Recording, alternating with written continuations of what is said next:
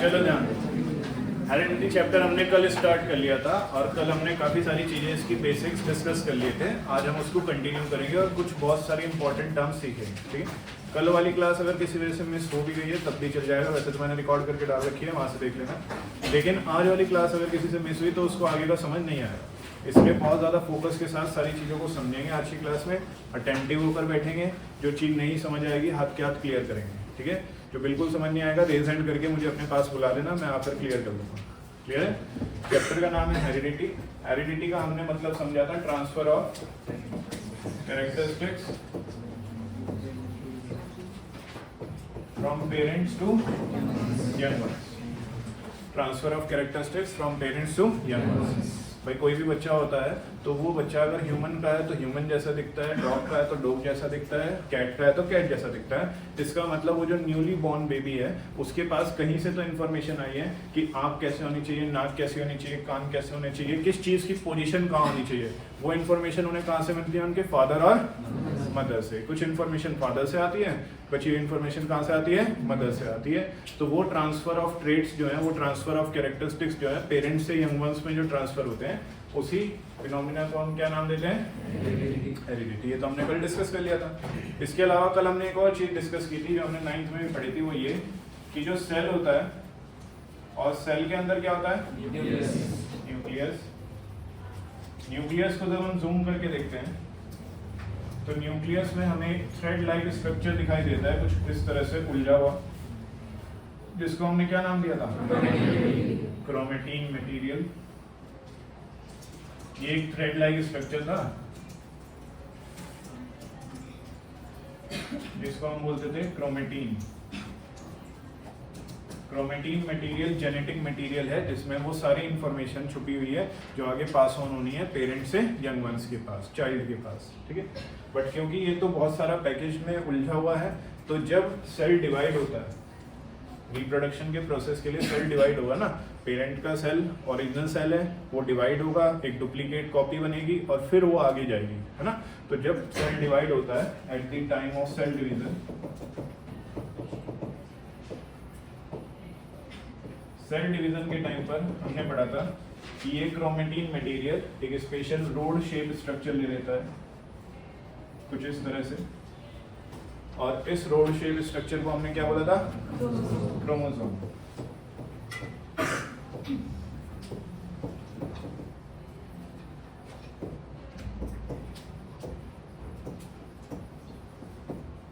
फिर मैंने आपको बताया था कि जब हम क्रोमोसोम को थोड़ा और जूम करके देखते हैं तो हमें उसमें जो स्ट्रक्चर्स नजर आते हैं, हेलिकल स्ट्रक्चर्स, उसको हम क्या बोलते हैं?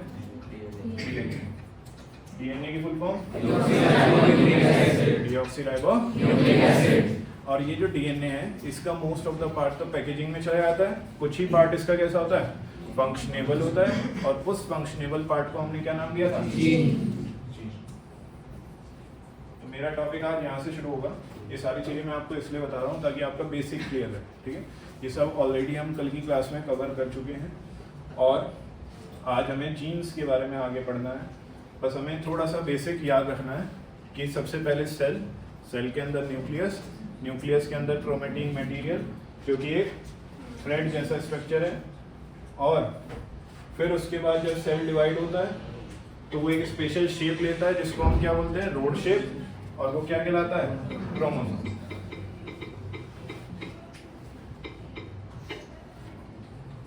तो हमने ये देखा था कि जब क्रोमेटीन क्रोमोसोम में कन्वर्ट होता है तो कैसा दिखता है। इसका सिंपल सा एक एग्जांपल एक डायग्राम की हेल्प से हमने समझा भी था।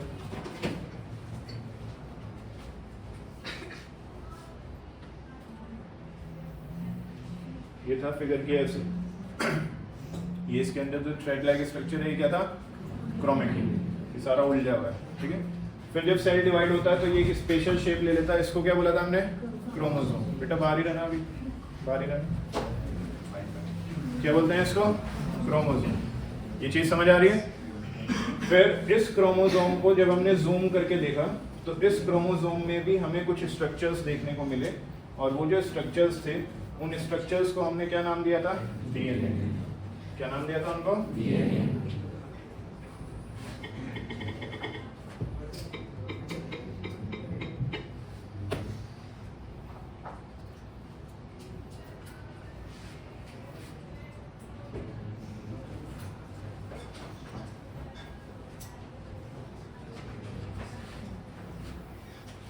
देखो सेल के अंदर न्यूक्लियस के अंदर क्रोमोसोम्स कब बनते हैं? At the time of cell division.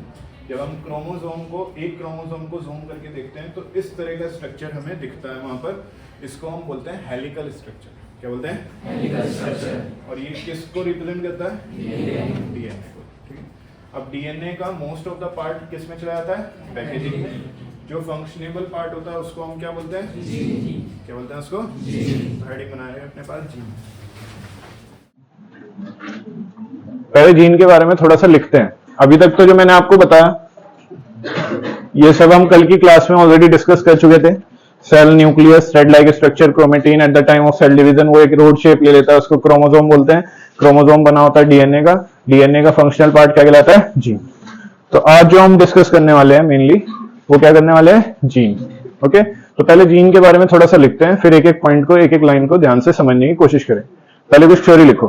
देखो, अ gene is a basic unit of heredity. A gene is a basic unit of heredity which contains information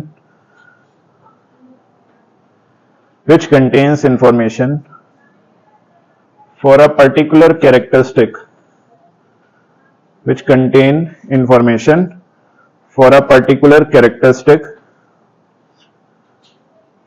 full stop.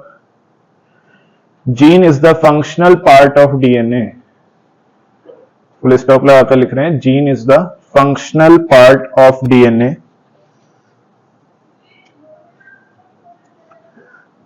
ठीक है, नेक्स्ट लाइन में लिख रहे हैं, next point, each chromosome has thousands of genes. Each chromosomes have thousands of genes controlling all the characteristics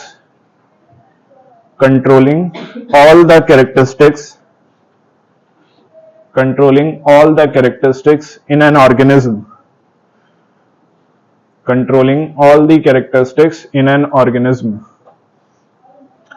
फिर दो lines का use करके एक हेडिंग बनाएंगे, characteristics of a gene.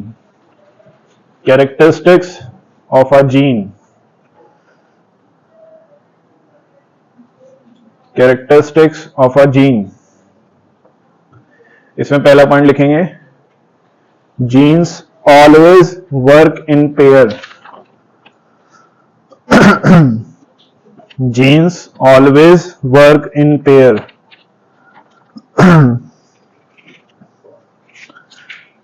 Next point लिखेंगे, genes are represented by letters. Genes are represented by letters. Next point लिखेंगे, third point, genes controlling same characteristics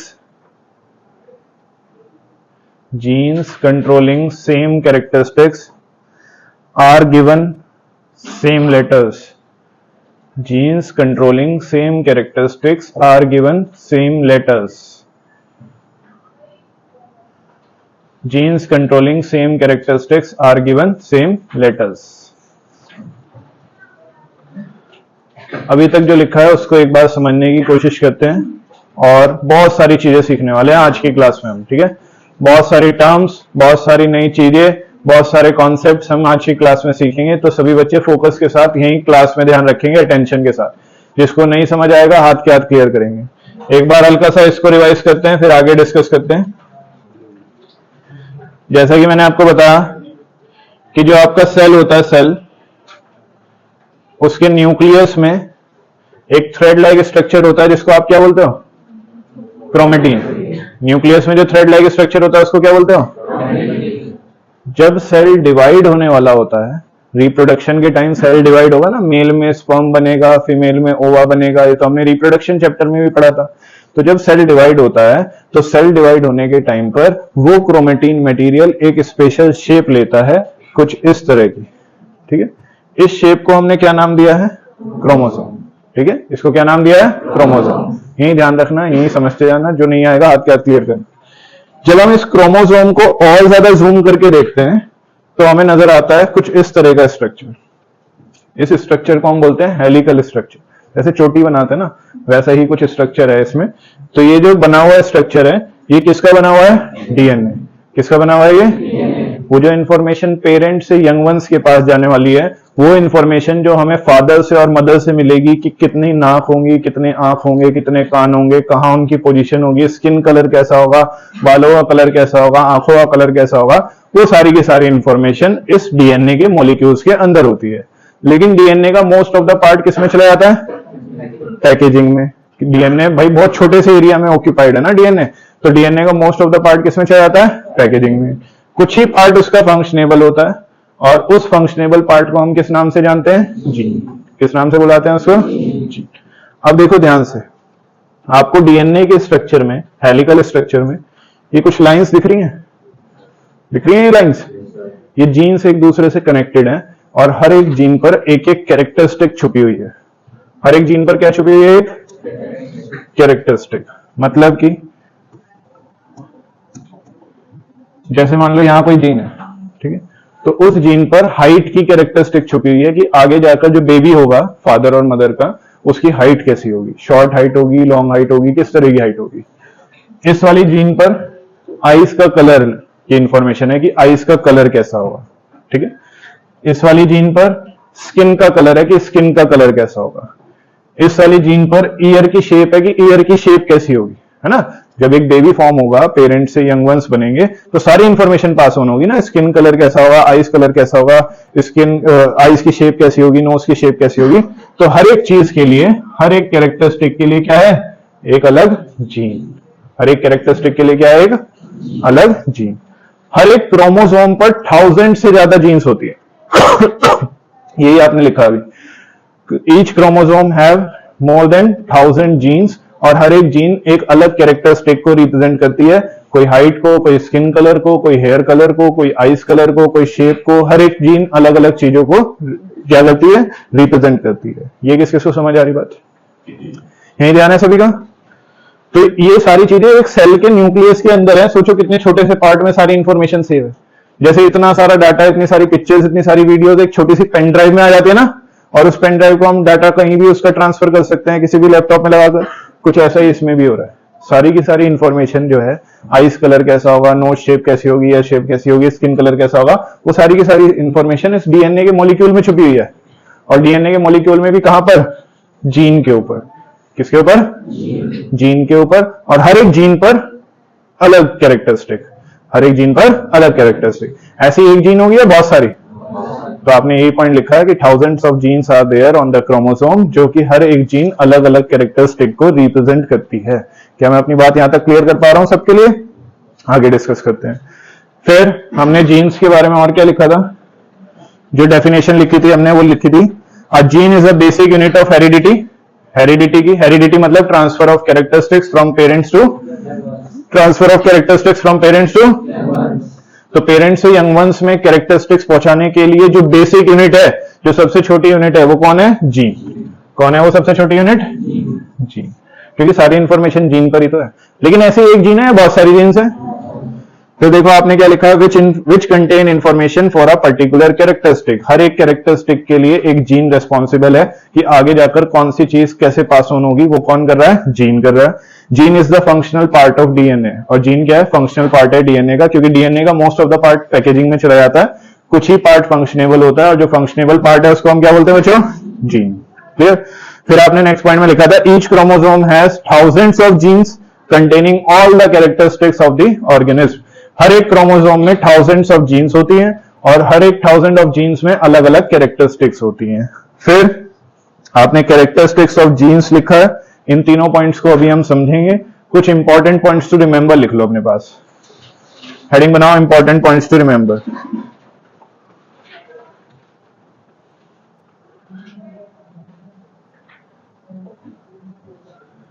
important points to remember में सबसे पहली चीज आपको यह समझनी है कि जो ह्यूमन का सेल है, उसमें 23 पेयर ऑफ क्रोमोसोम्स होते हैं।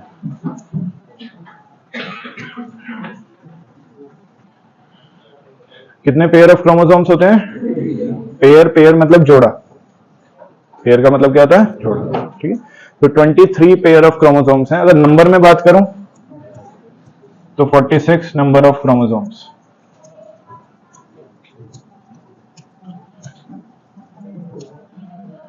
है ना? तो पेयर का मतलब क्या होता है? जोड़ा। जैसे हम जूते पहनते हैं, जो जूते के लिए क्या चाहिए? उसका पेयर चाहिए ना, एक पैर का जूता पहन के थोड़ा ना घूमेंगे, दोनों पैर का जूता चाहिए, राइट?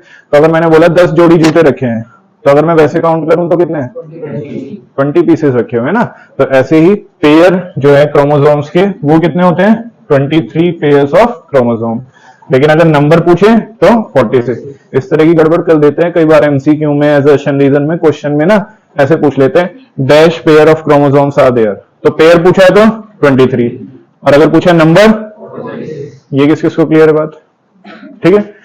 अब ये 23 पेयर ऑफ क्रोमोसोम्स में से सारे के सारे क्रोमोसोम्स पर क्या होगी? हमारे पास जीन्स होंगी, थाउजेंड्स ऑफ जीन्स होंगी, और थाउजेंड ऑफ जीन्स क्या करती हैं? कैरेक्टरिस्टिक्स को आगे पास ऑन करने का काम करती हैं। ठीक है। इन 23 पेयर ऑफ क्रोमोसोम्स में से 22 पेयर्स तो हमारे नॉर्मल होते हैं, जिनको हम बोलते हैं ऑटोसोम्स। ठीक है, जो बाकी का काम करते हैं। लेकिन एक पेयर हमारे पास स्पेशल होता है, जिसको हम बोलते हैं सेक्स क्रोमोसोम, जो कि इंफॉर्मेशन को आगे पास ऑन कराने का काम करता है। तो how many pair of chromosomes are there? 23 में से 22 वाले तो नॉर्मल हो गए, 22 पेयर्स तो नॉर्मल हो गए, और जो एक पेयर है वो क्या कहला रहा है? Sex chromosome. और जो सेक्स क्रोमोसोम नहीं है उनको हम क्या बोलते हैं? पहले तो ये नोट कर लो, पहला पॉइंट डालकर। नेक्स्ट चीज जो हमें याद रखनी है वो ये है कि जो इन्फॉर्मेशन आगे पास ऑन होने वाली है, पेरेंट से यंग वंस के पास जाने वाली है, पेरेंट से बच्चे के पास जाने वाली है, उस इंफॉर्मेशन को, उस हेरिडिटी इंफॉर्मेशन को हम जेनेटिक इंफॉर्मेशन भी बोलते हैं। तो हो सकता है मैं कई बार वर्ड यूज करूं हेरिडिटी इंफॉर्मेशन, और कई बार वर्ड यूज करूं जेनेटिक इंफॉर्मेशन, तो both are the same thing. तो सेकंड पॉइंट डालकर लिखो, heredity information is also known as, heredity information is also known as genetic information. Heredity information is also known as genetic information.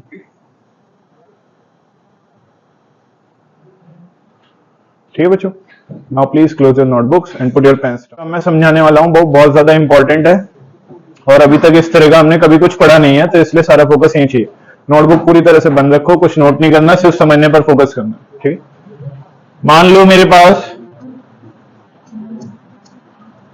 दो plants हैं, एक plant की height बड़ी है और एक प्लांट की हाइट छोटी है। ठीक है। जो प्लांट बड़ा है उसको मैं बोल रहा हूं टॉल प्लांट, जो प्लांट छोटा है उसको मैं बोल रहा हूं ड्वार्फ प्लांट। शॉर्ट के लिए ड्वार्फ वर्ड भी यूज किया जा सकता है, ड्वार्फ का मतलब शॉर्ट ही होता है। ठीक है। दो तरह के प्लांट्स हैं, एक की हाइट बड़ी है और एक की हाइट छोटी है।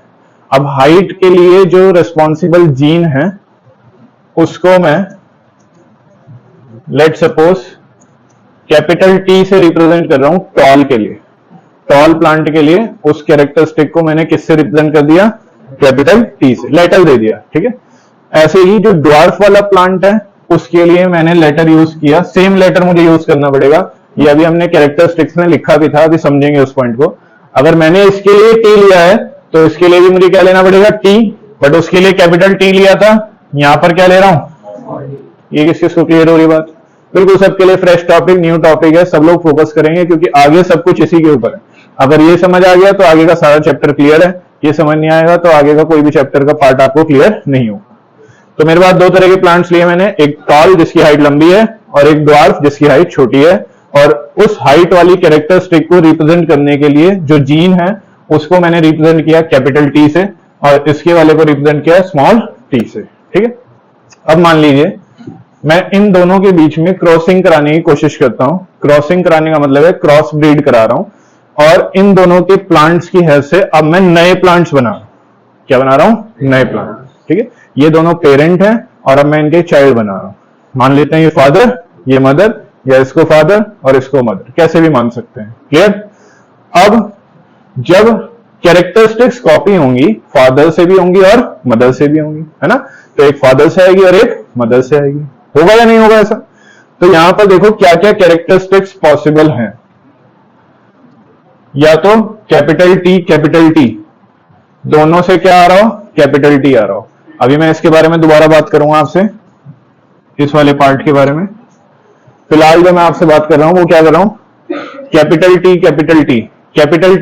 टी का मतलब है टॉल दोनों से कैसी आ रही है कैरेक्टरिस्टिक्स, टॉल। ऐसा भी तो हो सकता है एक से टॉल आ रही हो और एक से ड्वार्फ वाली आ रही हो, पॉसिबल है। हर एक कैरेक्टरिस्टिक आने की पॉसिबिलिटी उतनी ही है, सबकी इक्वल है फिलहाल के लिए, ठीक है।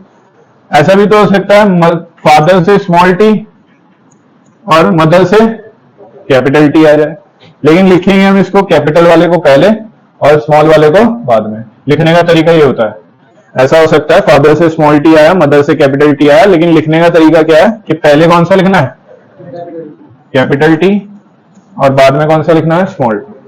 ऐसा भी तो हो सकता है फादर और मदर दोनों के पास से स्मॉल टी आ जाए, बिल्कुल पॉसिबल है। हाइट में ना मैं दो ट्रेट्स मान के चल रहा हूं, या तो वो प्लांट टॉल है या वो प्लांट शॉर्ट है, फिलहाल ये दो मान के चल रहा हूं। टॉल है तो कैपिटल टी मान लिया, ड्वार्फ है शॉर्ट है तो स्मॉल टी मान लिया। अब फादर के पास से कैपिटल टी डी आ सकता है, या सॉरी फादर के पास से कैपिटल टी आ रहा है, मदर के पास से भी कैपिटल टी आ रहा है। फादर के पास से कैपिटल टी आ रहा है लेकिन मदर के पास से क्या आ रहा है, स्मॉल टी। फादर के पास से स्मॉल टी आ रहा है लेकिन मदर के पास से कैपिटल टी आ रहा है, लिखेंगे पहले कैपिटल वाले को और स्मॉल वाले को बाद में। ऐसा भी तो हो सकता है दोनों से कैसा आ रहा हो, स्मॉल टी। तो ये सारे पॉसिबल आउटकम्स हैं, इसके अलावा कोई और पॉसिबल आउटकम है तो बताओ। नहीं? तो जब हमने इन दोनों प्लांट्स की क्रॉसिंग कराई तो हमने देखा कि ये पॉसिबल आउटकम्स हो सकते हैं।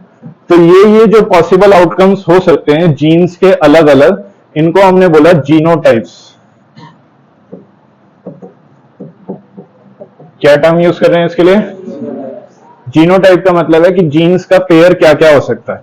भाई जब भी एक बेबी की फॉर्मेशन होगी तो एक इंफॉर्मेशन फादर से आएगी और एक इंफॉर्मेशन कहां से आएगी, मदर से। फादर से अगर कैपिटल टी और मदर से भी कैपिटल टी आ रहा है तो जीनोटाइप क्या बनेगा, कैपिटल टी। फादर से कैपिटल टी, मदर से स्मॉल टी आ रहा है तो जीनोटाइप क्या बनेगा, capital T small T. Father से स्मॉल टी और मदर से कैपिटल टी आ रहा है तो जीनोटाइप क्या बनेगा, capital T small T. Capital वाले को बाद में पहले लिखते हैं, स्मॉल वाले को बाद में। और अगर दोनों से ही स्मॉल टी आ जाए तो जीनोटाइप क्या बनेगा, जीनोटाइप मतलब जीन्स का टाइप, ठीक है। Genes always work in pair, बोलो मेरे साथ, genes always work in pair, genes always work in, genes always work in, genes always work in, genes always work in, genes always work in, genes always work in. इसको ऐसे भी याद रख सकते हो, जीन पहनते हैं तो पेयर में ही पहनते हैं ना, एक पैर की जीन पहन के तो बहुत अजीब लगेगा। तो genes always work in, genes always work in pair. तो ऐसे ही जब जीन्स का पेयर बनता है तो पेयर कैसे बनता है, एक जीन फादर से आती है और एक जीन कहां से आती है, मदर से, और उनका क्या बन जाता है, जीन्स ऑलवेज वर्क इन, एक फादर से एक मदर से, जीन्स ऑलवेज वर्क इन। ये किस किस को समझ आ रहा है, ये जो जीन्स के पेयर बन सकते हैं पॉसिबल वाले, उनको हमने क्या बोल दिया, जीनोटाइप। जब हमने इन प्लांट्स के जीनोटाइप को ऑब्जर्व किया, देखा वहां बैठकर, तो हमें देखने को मिला कि जिसका जीनोटाइप कैपिटल टी था वो प्लांट हमें दिखा टॉल। कैसा है वो प्लांट, जिसका genotype capital T small T था, अब वो दिखना चाहिए था मीडियम, लेकिन वो अभी भी कैसा दिख रहा है, टॉल। जिसका कैपिटल टी स्मॉल टी था, उसमें दोनों चीजें आ रही है ना भाई, कैपिटल टी भी आ रहा है और स्मॉल टी भी आ रहा है, तो हमारे हिसाब से जनरल नॉलेज के हिसाब से वो मीडियम दिखना चाहिए, मीडियम हाइट का होना चाहिए, लेकिन वो मीडियम का हाइट का नहीं है, वो कैसा दिख रहा है, टॉल। सिर्फ जो लास्ट वाला है जिसमें दोनों से शॉर्ट वाली कैरेक्टरिस्टिक ट्रांसफर हुई है, फादर से भी स्मॉल टी आया, मदर से भी स्मॉल टी आया, सिर्फ वो लास्ट वाला हमें कैसा दिख रहा है, ड्वार्फ। कैसा दिख रहा है, ड्वार्फ। तो जीनोटाइप के बेस पर जो फिजिकल अपीयरेंस हमें दिख रही है उस प्लांट की, उस फिजिकल अपीयरेंस को हम बोलते हैं बच्चों फिनोटाइप।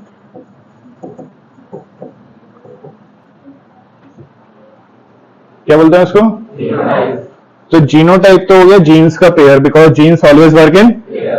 फिनोटाइप हुआ कि उसके हिसाब से दिख कैसा रहा, तो कैपिटल टी है तब भी प्लांट टॉल दिख रहा है, कैपिटल टी स्मॉल टी है तब भी प्लांट टॉल दिख रहा है, कैपिटल टी स्मॉल टी है तब भी प्लांट टॉल दिख रहा है। ड्वार्फ सिर्फ कब दिख रहा है, जब स्मॉल टी और स्मॉल टी।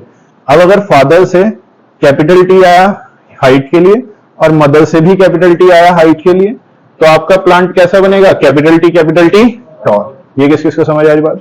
यही ध्यान रखना भी थोड़ी देर के लिए। अगर फादर से कैपिटल टी आया हाइट के लिए और मदर से आया स्मॉल टी, तो पेयर क्या बनेगा? Capital T small T. तब भी आपका प्लांट जो बन रहा है वो कैसा बन रहा है? टॉल। अगर मदर से आया कैपिटल टी और फादर से आया स्मॉल टी, तो पेयर क्या बनेगा? Capital T small T. तब भी आपका प्लांट कैसा बन रहा है? टॉल। इसके अलावा अगर फादर और मदर से दोनों में कैसा आ रहा है? स्मॉल टी, तब आपका प्लांट कैसा बन रहा है? ड्वार्फ। कैसा बन रहा है आपका प्लांट? ड्वार्फ। ये किस किस को क्लियर हो रही है बात बच्चों? यहां तक समझ आ रहा है थोड़ा थोड़ा? ये जो जीन्स के अलग अलग टाइप्स हैं, इनको हम बोल रहे हैं जीनोटाइप, और इसके बेसिस पर हमारा प्लांट जो दिख रहा है वो क्या कहला रहा है? फिनोटाइप। अब मैंने आपके सामने टॉल प्लांट बनाया था। अब टॉल प्लांट में कैपिटल टी भी हो सकता है, कैपिटल टी स्मॉल टी भी चलेगा भाई। कैपिटल टी है तब भी टॉल था, कैपिटल टी स्मॉल टी है तब भी कैसा बन रहा था? टॉल। तो इसमें दोनों चल सकते हैं, कैपिटल टी या capital T small T. Dwarf वाला प्लांट सिर्फ और सिर्फ तब बना होगा जब दोनों साइड से क्या होगा? स्मॉल टी क्या होगा? ये समझ आ रही है सभी को बात? ठीक है।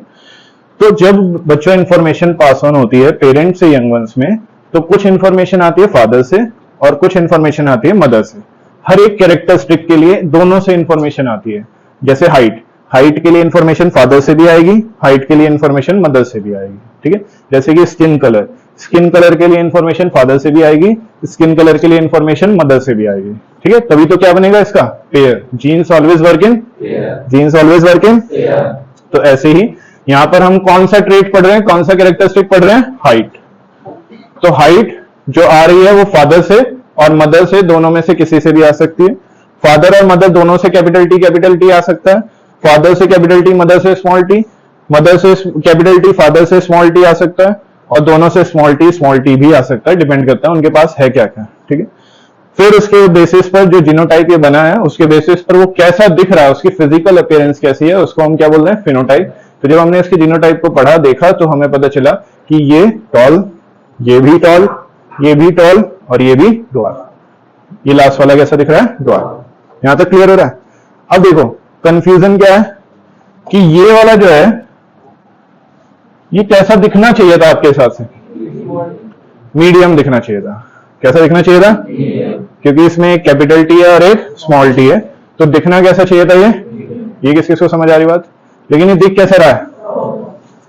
इसका मतलब टॉलनेस वाली ट्रेट ने, टॉलनेस वाली कैरेक्टरिस्टिक ने ड्वार्फनेस वाली कैरेक्टरिस्टिक को दबा दिया, उसको डोमिनेंस कर दिया। क्या कर दिया? उसको डोमिनेंट कर दिया। यहां पर जो कैपिटल टी है वो डोमिनेंट ट्रेट को रिप्रेजेंट कर रहा है, जो टॉलनेस है वो डोमिनेंट ट्रेट को रिप्रेजेंट कर रही है। किसको रिप्रेजेंट कर रही है? और जो ड्वार्फनेस है वो दब गई है, इसका मतलब वो रिसेसिव ट्रेट को रिप्रेजेंट कर रही है। ट्रेट या कैरेक्टरिस्टिक्स एक ही बात होते हैं। ठीक है। देखो होना क्या चाहिए था यहां पर, जब कैपिटल टी स्मॉल टी आया तो दोनों को मिलजुल कर क्या कर लेना चाहिए था? मीडियम बना देना चाहिए था प्लांट। लेकिन टॉल वाले ने मना कर दिया, मीडियम नहीं बनेगा। कैसा बनेगा? टॉल बनेगा। किसको दबा दिया? ड्वार्फनेस वाले को दबा दिया, उसको बोलने का मौका ही नहीं दिया, और प्लांट कैसा दिखने लगा? टॉल। इसका मतलब ये जो टॉलनेस वाली ट्रेट है, टॉलनेस वाली कैरेक्टरिस्टिक है, ये कैसी कैरेक्टरिस्टिक है? डोमिनेंट मतलब पावरफुल है। ये डोमिनेंस शो कर रही है, स्ट्रॉन्ग अपने आप को शो कर रही है। ठीक है। जैसे हमारी सोसाइटी में करते हैं, क्या करते हैं? जो पावरफुल लोग होते हैं वो कमजोर लोगों को क्या कर देते हैं? दबा देते हैं, हरा देते हैं। तो ऐसे ही जो डोमिनेंट है वो ट्रेट क्या कर रही है? रिसेसिव वाले को दबा रही है। तो इसलिए रिसेसिव वाला छुप गया बेचारा, और प्लांट कैसा दिख रहा है? टॉल दिख रहा है। ये किस किस को समझ आ रहा है? जैसे पॉलिटिक्स में होता है, जो पावर में पार्टी होती है वो बिना पावर वाली पार्टी को दबाने की कोशिश करती है, डोमिनेंस करने की कोशिश करती है। होता है या नहीं होता ऐसा? ठीक है। तो ये सब चीजें चलती रहती हैं, सोसाइटी का पार्ट है, पॉलिटिक्स का पार्ट है। क्लियर है? पॉलिटिक्स में तो नहीं है ना यहाँ कोई किसी का घर वाला है? तो नहीं ना है? पॉलिटिक्स में नहीं होता ऐसा कुछ।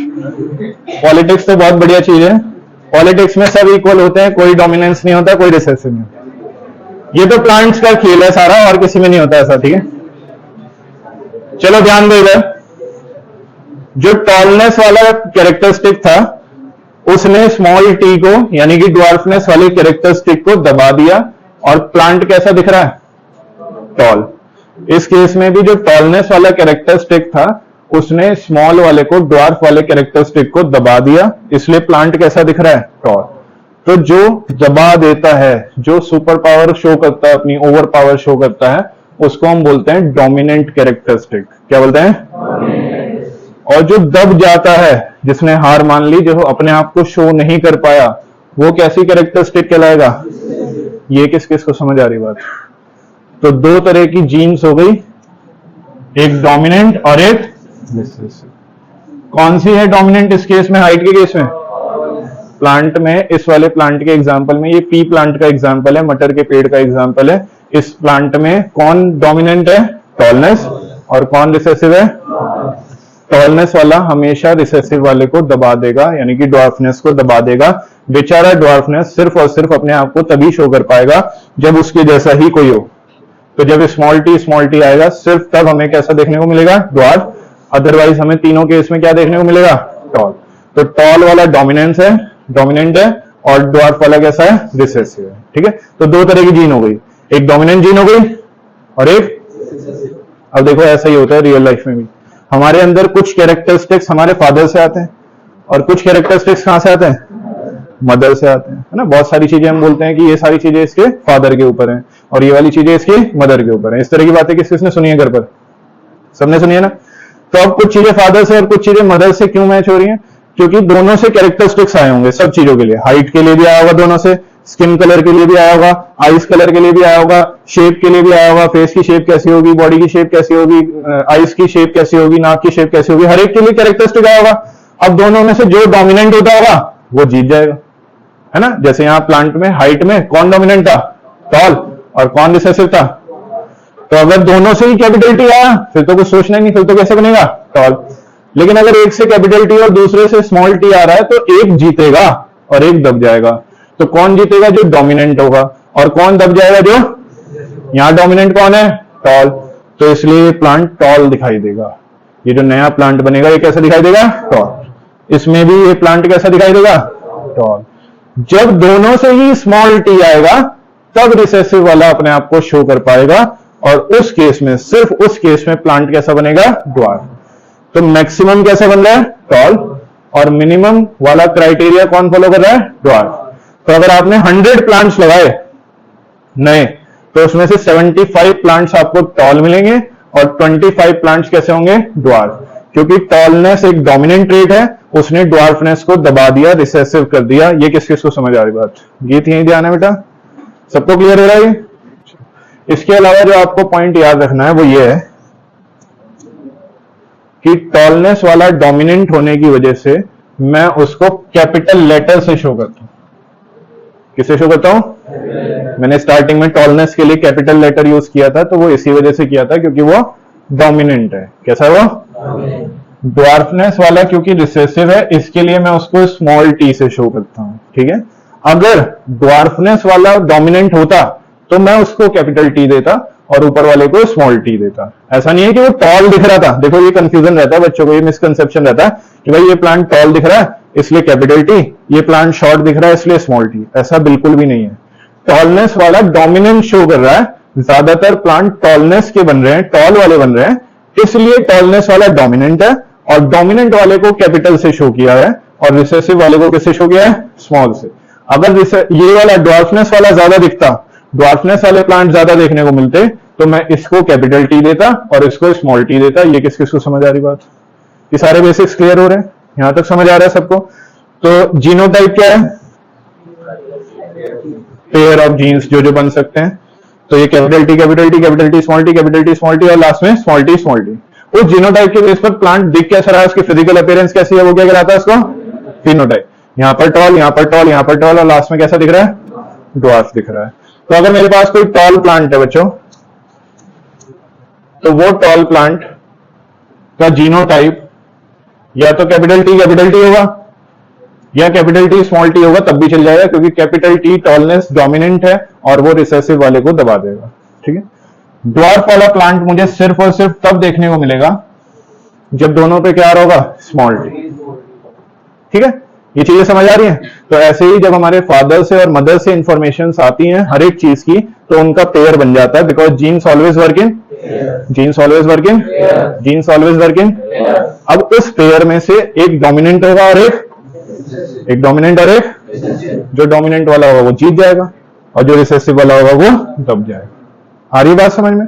इसलिए हमारे अंदर कुछ चीजें हमारे फादर से मैच करती हैं और कुछ कैरेक्टरिस्टिक्स किससे मैच करते हैं, मदर से। अब बताओ किस चीज को क्लियर हो रहा है? कोई दिक्कत परेशानी? देखो अपने पास डोमिनेंट जीन, हेडिंग बनाओ dominant gene, dominant gene. Dominant gene में लिखो it decides the appearance of an organism, it decides the appearance of an organism even in the presence of,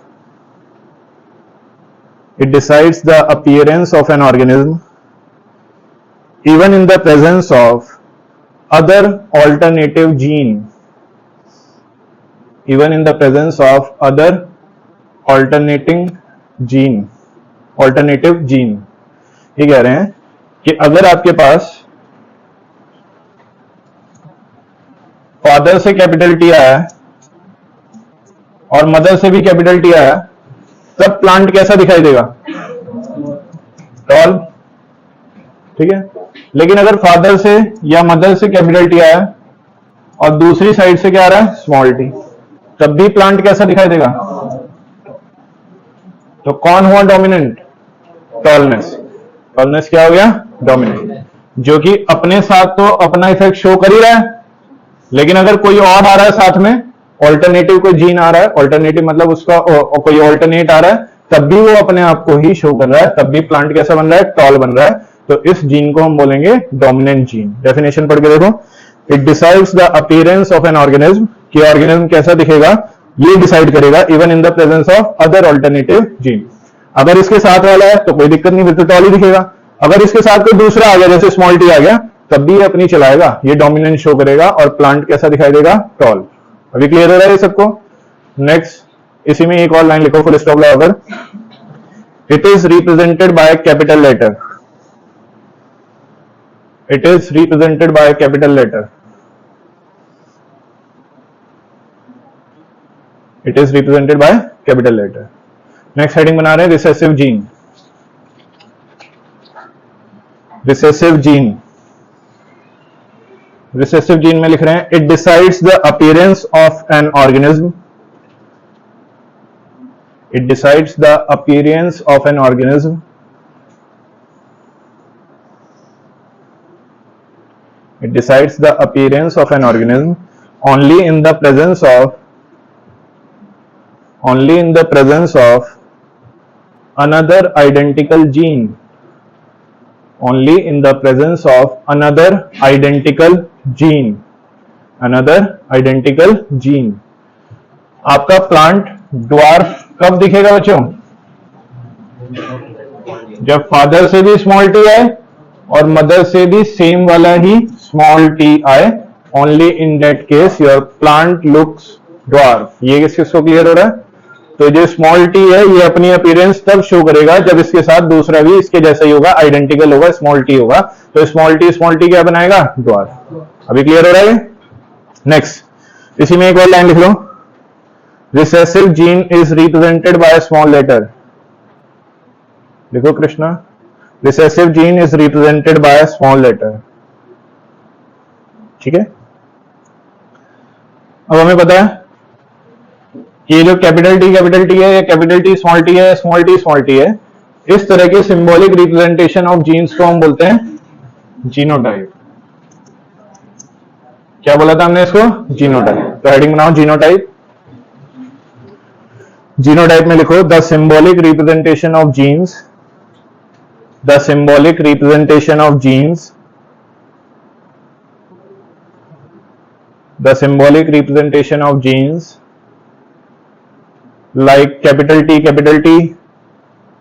like capital T, comma capital T, comma small t, is known as genotype, और उस genotype के base पर जिस तरह से आपका organism दिखता है, जैसी उसकी शेप या जैसी उसकी हाइट होती है, वो उसका क्या कहलाता है? फिनोटाइप। तो अपने पास हेडिंग बनाओ फिनोटाइप, हेडिंग बनाओ फिनोटाइप। फिनोटाइप में लिखो the physical appearance,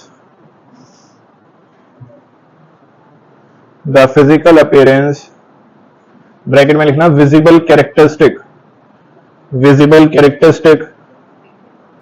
bracket close, in an organism is known as phenotype, in an organism is known as phenotype।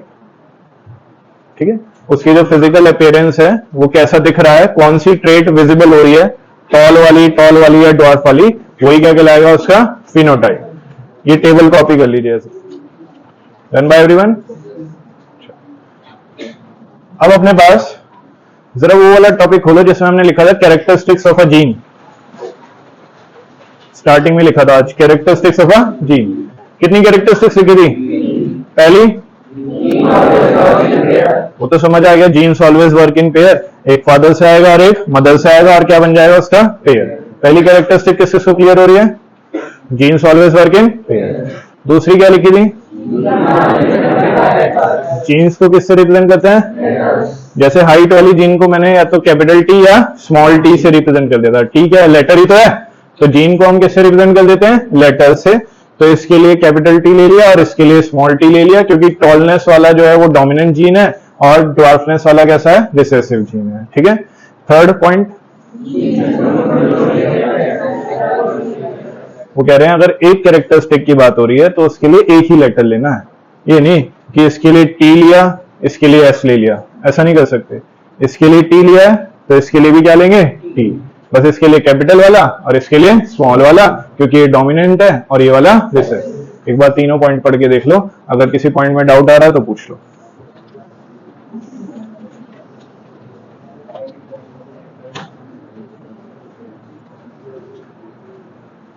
पढ़ लिए? किसी पॉइंट में कोई डाउट है? जो आज मैंने समझाया, जो मैंने आज कराया, वो समझ आ गया? अब मेरे चैप्टर का बेस बन चुका है। अब फटाफट से 2-3 दिन में पूरे चैप्टर खत्म हो जाएगा एकदम, क्योंकि अब सारी टर्म्स हमने लिख ली और समझ ली।